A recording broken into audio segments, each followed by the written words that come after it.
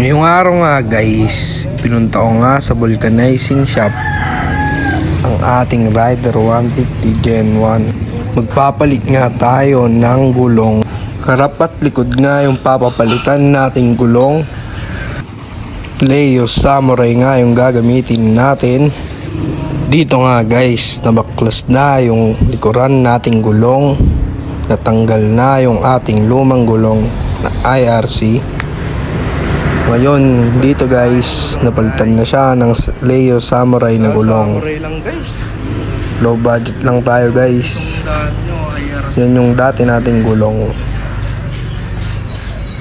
At ito yung ating pinalit.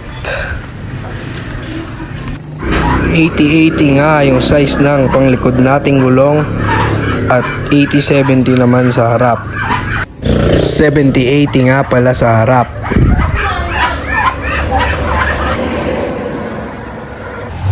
Dito nga guys, naisalpak na yung ating gulong sa likod at naikabit na rin. Susunod na nga ni Kuya Vulcanizer yung sa harap nating gulong. Dito nga guys, naikabit na rin yung harap natin sa harap, yung gulong natin pala sa harap.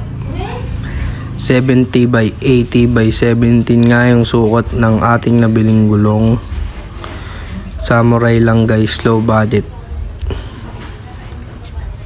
Yun nga guys, ito na nga yung kanyang final look.